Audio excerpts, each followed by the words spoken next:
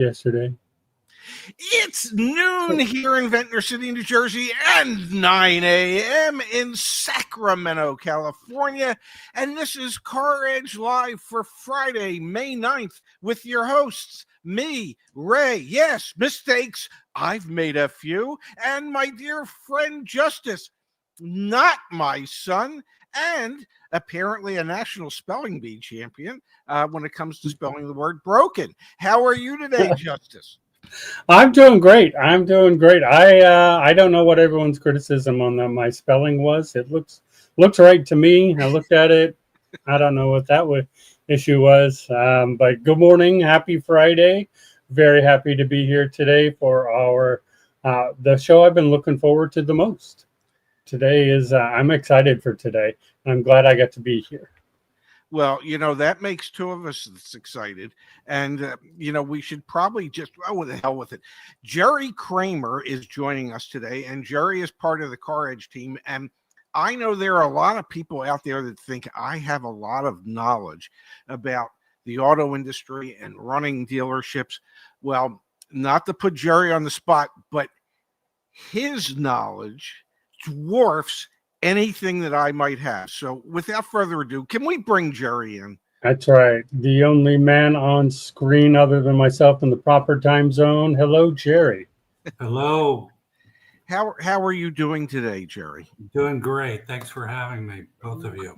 Would you do me a small favor and explain to people who you are and everything you've done in the car business?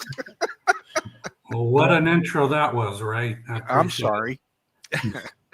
But should we start by muting alarms and public announcements in your building, right? I haven't heard one. Good luck with that. I don't know. To save time. Yeah. I have indeed been in the business for a while. I've been it was 45 years in retail, and then I've been doing this with CarEdge for almost 3 years on YouTube, and then with CarEdge, just helping people navigate the challenges of what we've been through the last few years. Well, and there were, if I may, I believe there were probably challenges. 45 years ago when you were still actively in retail automotive, running dealerships.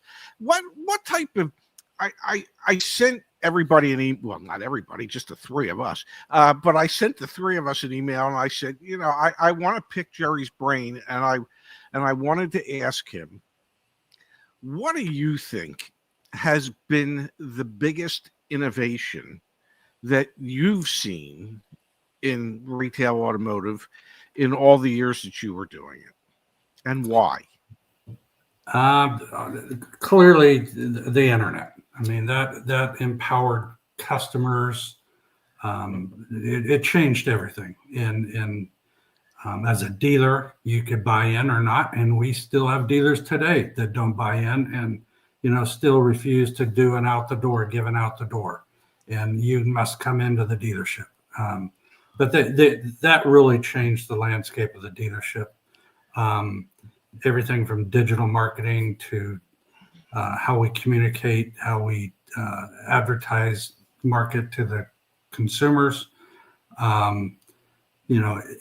we, as a dealer, purchase vehicles. I mean, I spent an enormous amount of time traveling to auto auctions, and then then it evolved to where I was on an auction every day from 10 to 1 every single day, and doing it all digitally.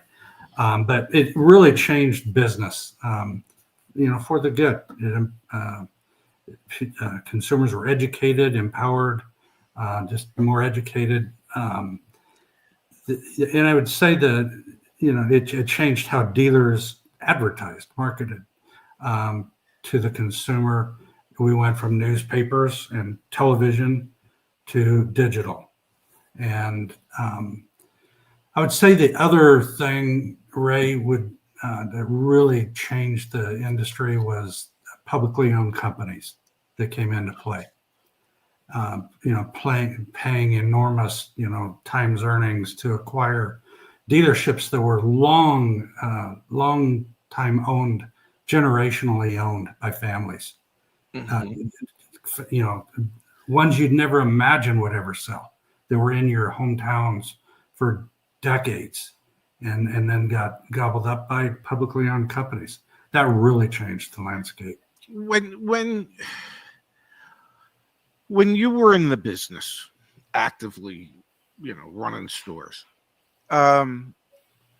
did you have the opportunity to work for a publicly traded company? I did not. I did. Yeah, I knew that. Yeah, my son does. He's a general manager of a large public company. Yeah, it is a completely different world. Mhm. And what makes it different, at least from my experience, mom and pop dealerships, small localized groups, um, they they can say, gee, we need to change something, and they can change it right away. And publicly traded companies, um, they have committees that can talk about the changes that they think they need to make, and by the time they decide to make them, well, there are other changes now that need to be made. There's the fees that are paid by the dealerships to the parent company, the lack of ability to move quickly, I think, is one of the things that holds back many of the public groups. When you worked for the dealers that you worked for, how easy did you find it to make changes? Well, it was certainly different. We had monthly, or not monthly, weekly manager meetings in a conference room, and all the department heads, fixed, variable ops, fixed ops, sat around a table and we made decisions. That was it. and now it's much different. Oh yeah, everything has to get run up the flagpole at these large groups. But the difference is the large groups have inordinate sums of money that they can throw at any one issue at any given time. And so when you consider the capitalization involved with these public groups, it's pretty astounding as to what they can do once they finally decide to do something. Deep pockets, what they pay for dealerships today, and it takes so much more to today versus when you and I were in retail. And I mean, the requirements that manufacturers put on dealers for brand image, facility upgrades, and all the other requirements, everything from special tools to EV requirements today, huge dollars involved with just that, re-outfitting your dealership, your fixed ops with everything required, charging stations to certified technicians, which are hard to find. Yes. To support your EV business. When I was running dealerships, one of the things that I found the hardest thing to do was hiring the right people. And I used to, especially when it came to salespeople, I used to look at every salesperson that I interviewed, and I said, I just want you to know, I am so good at this that probably 94 out of 100 salespeople that I think are the right one don't make it. So, what are the odds? What are the odds that if I say yes to you, you're the one? Did you have difficulty in trying to decipher who could or who couldn't actually do what it was that you needed them to do, staffing wise? Yeah, and everything from, fixed ops to, the front end, the variable ops, that's always a challenge. And yeah, we miss a few, don't we, Ray? You do the best you can, and you do background checks and references and everything. But I think what makes a difference. And that's how I was, I've done just about every position in a dealership. Mm-hmm. I've worked in the body shop. I painted cars for years. I was a service advisor. I was a service manager, so that helped, that I could, when I was interviewing a person, I had hands-on, appreciation for what that person would be doing. And that allowed me to, to perhaps select the better person. But I worked for an owner that just brought me into the business, doing everything the right way. He treated employees with respect and integrity and appreciated every day that they showed up at work. And you loved working for him and going to work every day. And that makes a huge difference. And that attracts other people. And when you get to that level, and when I started running dealerships, I just mimicked that. I did just use that as my playbook. And when you do it that way, people come to you, and that makes a difference. And then if you just go to work every day, and I tried to, what can I do today to make everyone, to make a difference and change, provide an environment where the employees grow both professionally and personally in their careers. That's a tough line to walk. It really is. Yes, yeah. But you were very fortunate to work for an owner that, kind of believed in that from Jump Street. It makes life easier. Indeed. Yeah. Justice, I know you're excited to jump in, so I'm going to give you your up because me. I'll just keep talking. I'm not excited about jumping in. I am excited to be listening to it. But I did have a question going back to the publicly traded companies. Question that I have asked people in all kinds of industries, but not this one, because everyone knows I come originally from the restaurant industry, and I've worked for the private behemoth and for the corporate one.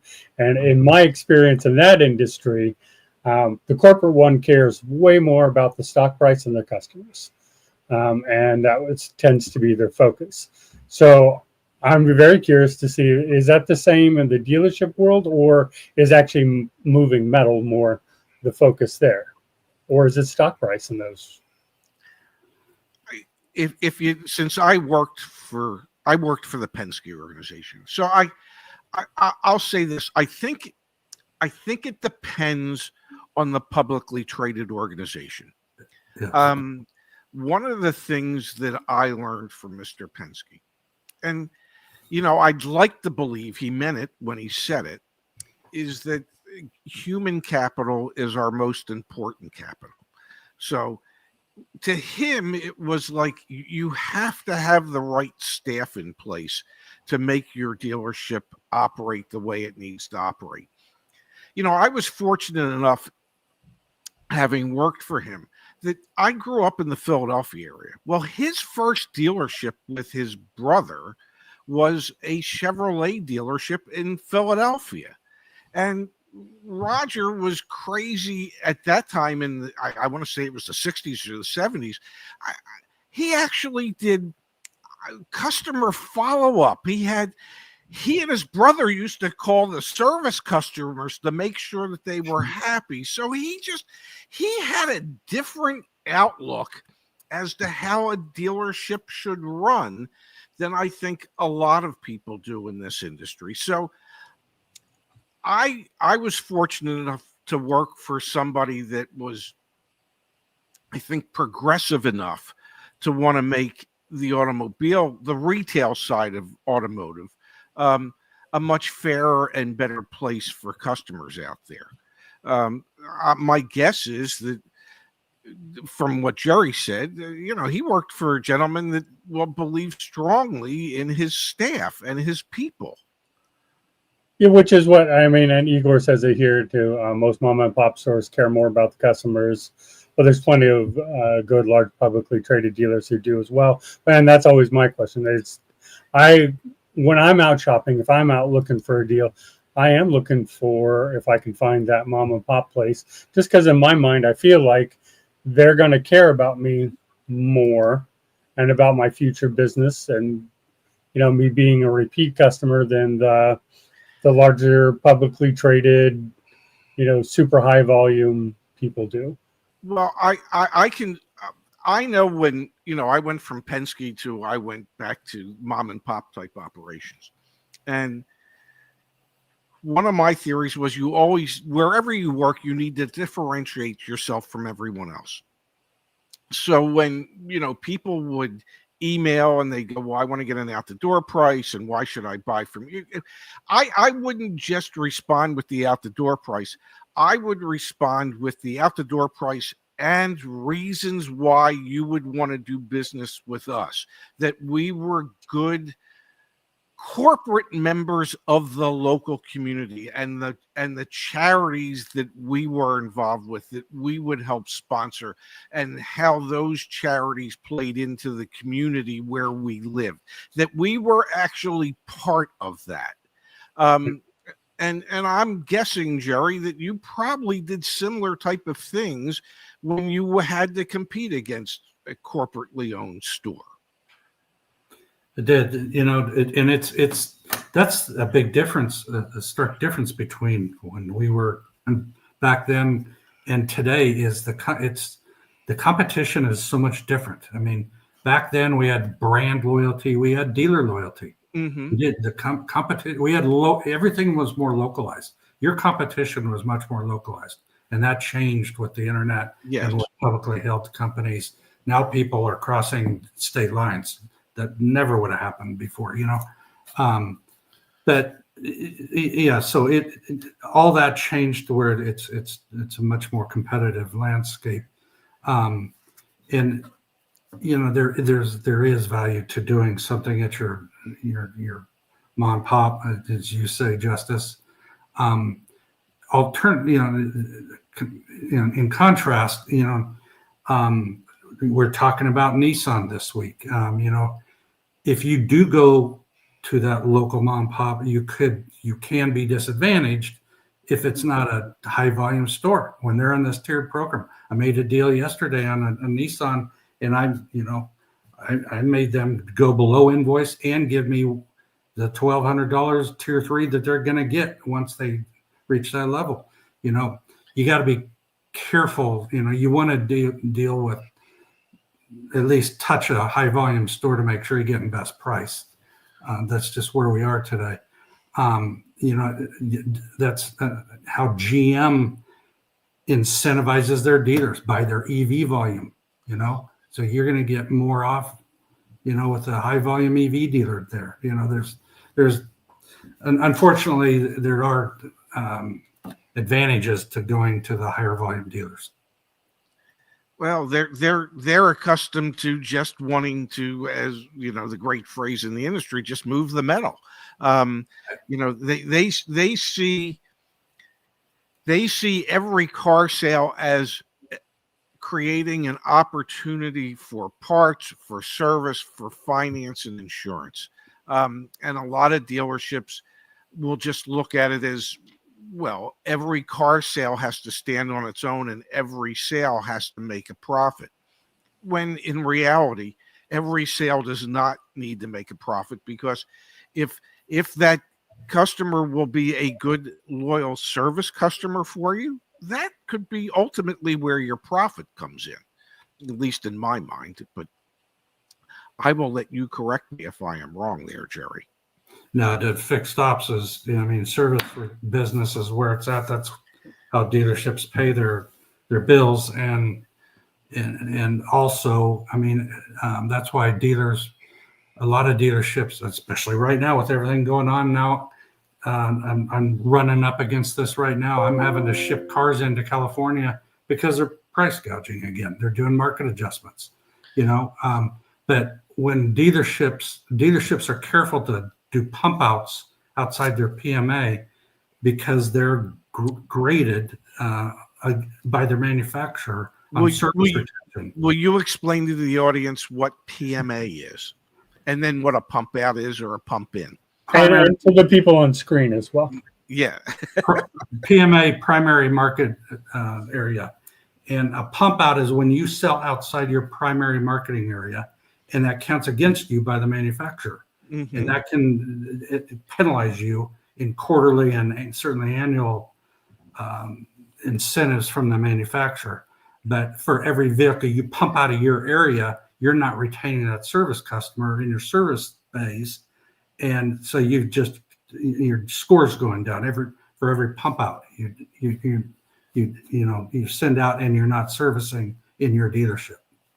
Yeah, because the manufacturer expects you to hit your sales objectives in your primary marketing area. And your primary marketing area could be as big or as small as, in some areas it might be a 5-mile radius, and others it could be like a 25-mile radius, whatever. But they expect your sales to come from that area. They don't want to see you picking up sales 300 miles away, because they don't see customer retention that way. Right. And as in the market we're in right now, it's happening again. We're doing this all over again, just like when we were in the supply chain shortage. There's price gouging again, and market adjustments, and a dealer that I've done a lot of business with in California, Toyota dealership, all of a sudden he's not selling to me anymore because they're over MSRP, on Toyota hybrids, and they won't sell out of their PMA now. There are some dealers like the JC Lewises of the world who have literally come on the show and said, we want to sell to everybody everywhere. And my guess is, especially out of the Ford store, where they've been selling Fords for 100 years with Ford, that they feel comfortable enough, and Ford feels comfortable enough with them to not give them a lot of grief about that, because the internet really did make the United States small when it comes to how you can sell cars. At least in my silly opinion. Hey, I think it gave consumers information, but kind of what Jerry's saying too is now you get to shop around. You can go, okay, well, I can get $2,000 less over here, cost $500 of shipping, so it's still better for me to go up to Oregon than to buy in Sacramento, because I've seen what Jerry's saying myself. Just looking around here, California is a very bad car market. Sacramento's always been one of the worst, even worse than LA, as far as deals go. And now I do see it. Everyone knows my old dealership put $10,000 markup on Corollas back in the day. They're only $5,000 markup now. Like 2 weekends ago, I went, and they sold off to a large publicly traded group, which I also won't name, but they have a $5,000 markup on the Corolla. And I go, what are you doing? What is the world? And it feels like, to me, and the reason why we have the headlines that we do today is, here we go again. Like, what is going on with all of this? And I would like to ask Jerry's opinion on, do you think this is something real that's coming through because it's so widespread, or are dealers taking advantage of uncertainty? Is this what do you think is really going on in the market here right now? I am certainly feeling it right now, and dealers still need to sell cars this month and today. They still need to sell cars, even with everything going on. And there's a lot of uncertainty and a lot of unknown with tariffs. It's markets are different. I mean, I wish every deal I did was in the Northeast. So much better market than California, and that's why I'm shipping so much. But, again, dealers still need to sell cars today, no matter what's going on.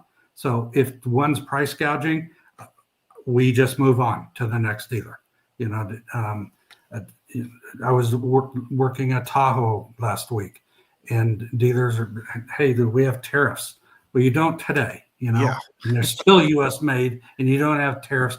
There's, you know, content in the vehicle, yes, that you're going to eventually pay tariffs on, potentially, but you don't today. On the Tahoe, you have today. And so I got it at invoice, but the other dealer, you know, wanted MSRP, you know. So you just got to find the right dealer. You got to shop around, reach out to 5-6 dealers.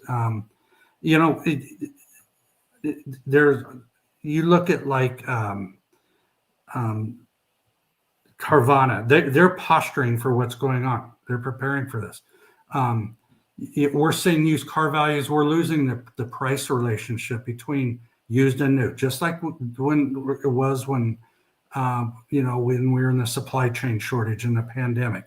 You know, used cars were as much as new, if sometimes more. And that's what we're seeing. I'm seeing cars for $2,000 over MMR right now, you know, being appraised by CarMax, you know, $2,000 over MMR. Carvana, you know, is just reported, you know, for the 5th straight quarter a profit. And they are now forecasting 3 million vehicles by 5 to 10 years, you know, which is 15, based on today's sales rate, that's 15% of the used car market. They're going all in on the used. They're you know, they're posturing that no one's going to be able to afford, that, you know, the availability is going to go down, and no one will want to afford, you know, what it's going to take to buy a new car, you know.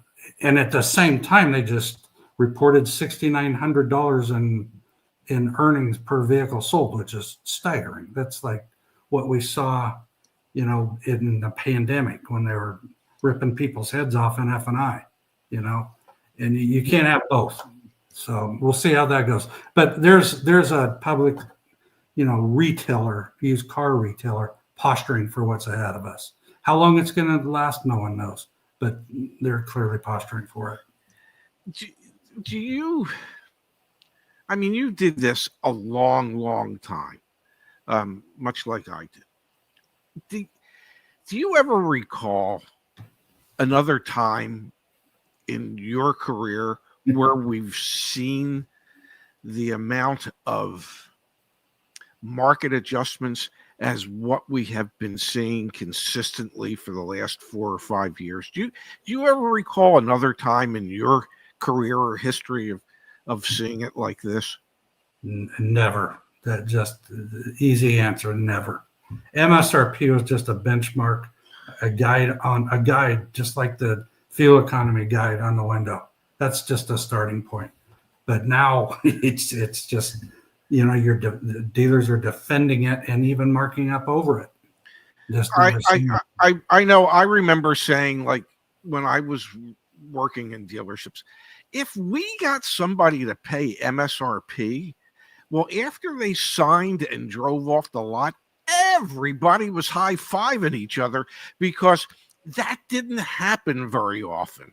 And over the last 4 or 5 years, you know, in many cases, especially when we're talking about Toyota and Lexus, in many cases, if you can get the car at MSRP, you're doing great. And you were so right. It's just a starting point, or at least it used to be. And I mean, I just don't ever. I can remember in the early '80s when Congress imposed a number of cars that could be imported from our Asian importers, and so yeah, you did see some market adjustments back then, because there were shortages of cars. I mean, you couldn't get your hands on Nissans at a certain point in time. So that, you know, eventually we were buying them from Guam and Puerto Rico and having them brought in that way. But other than that, I mean, I don't recall seeing anything like this. It can't continue, can it? I would hope not. I hope this is short-lived, because it's not it's just, here we go again. This is just version 2 of what we just, you know, experienced a couple of years ago. I'm supposed to say the word. It's inconceivable, damn it. And it is. Okay. There, I got it out. Princess Bride. Everybody can have it. Everybody thinks I'm Wallace Shawn. I'm not. But do you remember a time in your career where so many people were priced out of the market for both new and used cars? Do you recall anything like this in the past? The only time I do, Ray, is when we had interest rates back in the early 80s. Yes. You remember 16% rates, on cars.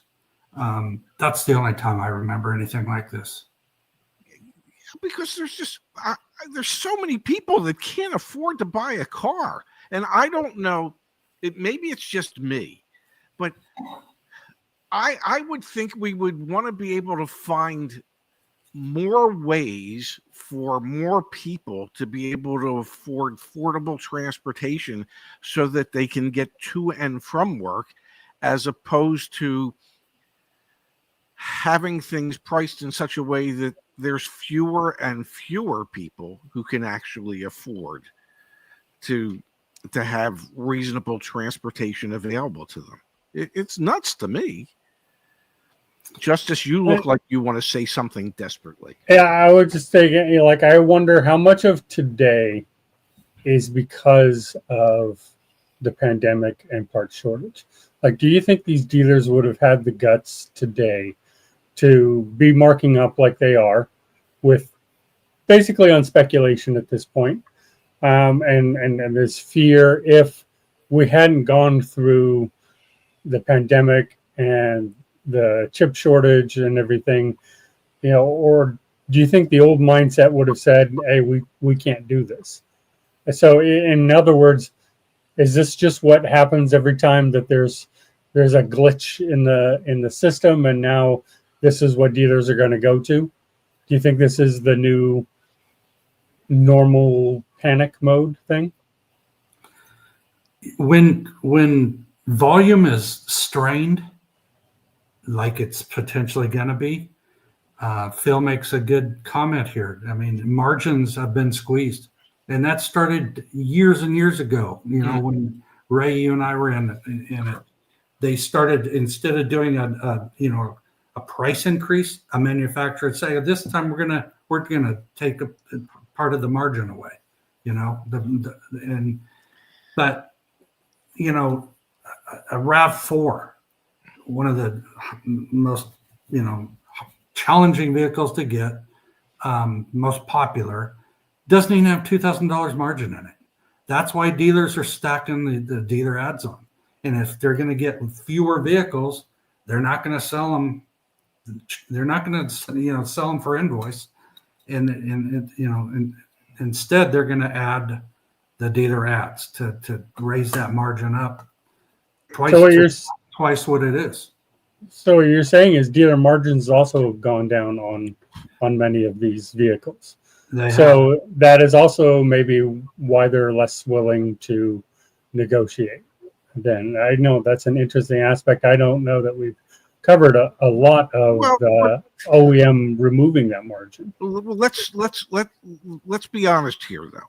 Even though margins themselves have been compressed from invoice to MSRP, and many manufacturers have done that over the years, they did invent other ways in which to reward dealers for selling cars to make up for those compressed margins.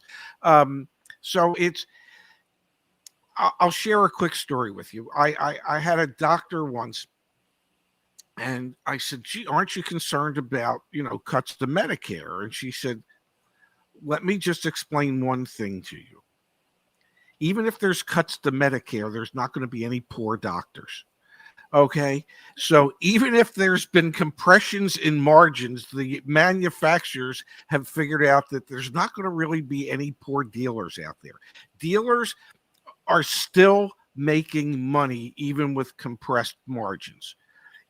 I'm not saying it's easier to make money. It's harder than it's ever been, but the rewards are still there.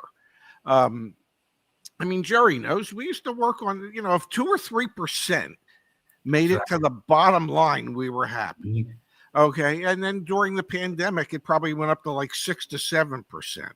And today it's probably closer to 4 to 5%. So they're still making money, but it's just a little harder. And to your point, Ray, that they still have holdback, even manufacturers like BMW, we don't have holdback. Well, that they have AVP money, which is Yes. still 5% of the invoice amount. That's a big number they get Yes. on every vehicle. And then there's like this Nissan, the program that just came out. They get tier 3, get paid $1,200. I did a deal yesterday on a Dodge. Their employee pricing, but they still get 5% behind that, and I negotiated half of that. So there's so much money behind the invoice line. There, tiers. They have certificates. Ray, you probably had it too, where the manufacturer to get a final push out of all the dealers, last 15 days of the month, they'd issue you based on your volume certificates that were worth $250 each. You could use up to 4. Those are just sitting in the sales manager's desk. Yes. Use at their discretion. There's so much, play behind the invoice line that it's not real, for sure. This has been interesting. At least I've found this. I don't know if the audience has found it interesting or not, but it is like so inside baseball at the moment. It is so peeling back the layers of the onion for people to get a better understanding of what it is that Jerry and I did for way too many years, 80 some years combined. Okay. Yeah. And here's I remember back, 25, 30 years ago, when they said, the average sales manager passes away when he's like 54. Okay. Because there's hardly any pressure on trying to run a dealership. And I was like in my late 40s at the time. And I'm thinking, well, honey, I've got a good 3 or 4 more years left. And then I don't know what the hell you're going to do without me. And so somehow I'll be 74 in a couple weeks. Not quite sure how I've managed to get there. I know you, Jerry, were under the same stresses and the same averages at those days. So we both deserve a pat on the back for making it as far and as long as we have, having survived retail automotive. Now I have 2 kids in it, so and I'm watching them and watching them pay their dues. So. I tried my best to keep Zach out of it. He doesn't run stores, but he does run an automotive company to a degree. Yeah, exactly. Yeah, unbelievable. Before we go, Jerry, I want you to explain a little bit what you do here at CarEdge, but I want to kick that off with a question from Dan here. Is how many quotes do you usually get on a dealer before settling on the best deal? Dan, answer that with largely depends on what the vehicle is. Your best deal is on a vehicle that there's inventory of. That's a Honda, that's a Mazda, that's where there's inventory. It's a Subaru. So a deal like that, I can have done in literally a few hours because I know where to go with it, no matter where it is in the country. Others, last month I had, an Escalade, a F-250, F-350 that had to be just one way. Those take me weeks in sourcing across the country. So to answer your question, I'll reach out to 30 dealers on a large number of my deals. And work those dealers over a portion of those dealers over weeks before I get to a deal that's acceptable to me and then to the client. So it largely depends on the vehicle. Some are a lot easier than others, but some go on for for weeks and even a few months. But I generally, on average, reach out to 20 dealers on most any vehicle, just to ensure I get the best price. How many of the new deals that you work are incoming units versus on the ground? On Toyota and Lexus, we're working on future vehicles. There's nothing on the ground. You're just working on, and they see Toyota and Lexus see out 45 days. So we're buying from allocation. They've already got a temporary VIN on the vehicle. They've got what's called a V-spec, a build sheet. Others, I do a lot of orders, like when I'm doing a Sierra Denali or BMWs. BMW, has it down. You can easily order a BMW, have it, and even if it's out in a Spartanburg here in the U.S., you can have it. And when I was running a BMW store, I had some in 4 and 5 weeks, depending on what it is. You can easily order a BMW, but other than Toyota and Lexus, because you're working on future vehicles, most everything else, is on the lot or soon to be coming in. Just a couple more questions here. Sorry, the audience wants to hear from you. How many dealerships ignore you? And we'll piggy that to how quickly do you reply to the dealer, or do you play hard to get? No, I don't ignore a dealer. Even I knew the answer to that one. Yeah, because I keep a network of dealers, and I value those relationships. And maybe I didn't get together with them this time, but I want to go back to them again, and so I keep those relationships, healthy. I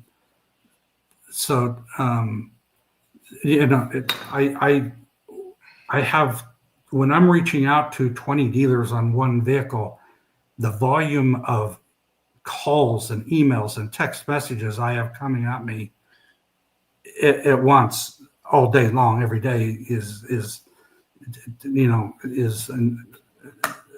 a lot, but I don't ignore dealers. If I can interject for a second, I think what you do is no different than what a salesperson does at a dealership, in the sense that if you can't establish a relationship with your customer, if you cannot connect with that customer on a human level at some point, you cannot sell them a vehicle. And so for you, Jerry, to be in contact with so many dealers, that everything is going to depend on timing and relationships, so that you always have to keep a good relationship so that you can connect with that sales manager on that human level, so that when they have what you need, they think enough of you that they want to help you. I mean, correct me if I'm wrong, but not to make it too simple, that's all sales is human connection. It is. It's meaningful, for sure. The next deal at that dealership could take me, 2 hours. I've had a deal that I had the customer driving the car in 3 hours. Wow. It just, that's where it makes a difference, those relationships. Yes. And that's how the only way that something like that can happen is that relationship. We've gone to Justise time now. I'm still not Zach.